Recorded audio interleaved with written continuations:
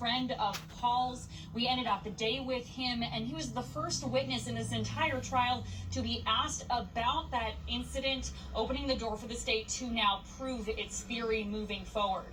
And as Ann mentioned, a lot of cell phone data that was used earlier today during testimony. We heard some of the last texts to be sent by Maggie, including one how she was at the doctor and her husband wanted her to come home.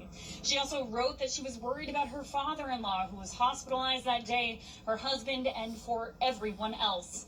The movements recorded by the phones also included in testimony. Murdaugh's phone does not record any steps between 8:09 and 9:02 p.m. on June 7th, but it did show several after the fact. Maggie's phone that was found on the side of the road did not.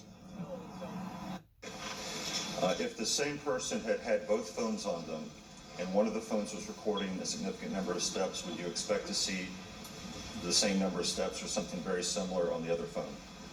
I would expect to see steps on both phones, yes, sir.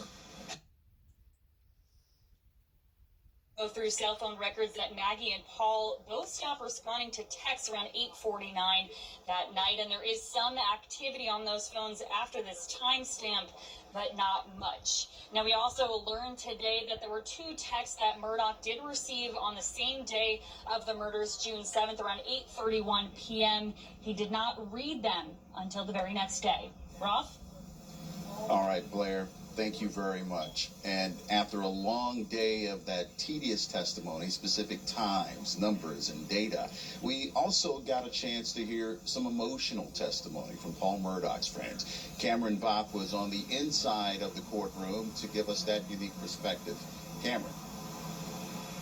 Well, Ralph, one of Paul's best friends testified today. He said they were once neighbors when they were kids, and they've been friends ever since, and the Murdaugh family was like his second family. Now, he was also attempting to text Paul that night and through some shoddy signal, attempting to FaceTime him, but of course, with that shoddy signal, that video wasn't sending, and in that video, an injury his dog appeared to have while Paul was watching that dog. Those are the final chaotic moments exchanged between the two just minutes before Maggie and Paul were murdered.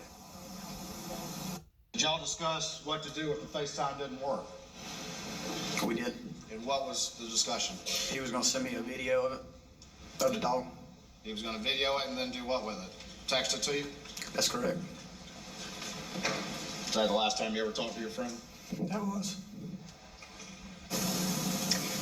Now you could hear Gibson's voice crack there at the end. That appeared to resonate with people in the gallery. I heard some murmurs behind me, almost as if there were a studio audience in the courtroom. Now, not only is this some of the only emotional testimony we've gotten so far in the trial, it's also what places Alex Murdaugh at the scene of the murders just minutes before they happened. Gibson testified today that a video he attempted to send to Paul, it was taken at 8:44, and in the background of that video, you can hear Alec.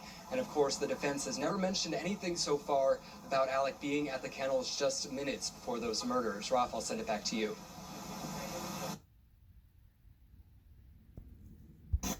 For here from Colleton County, I'm Raphael James.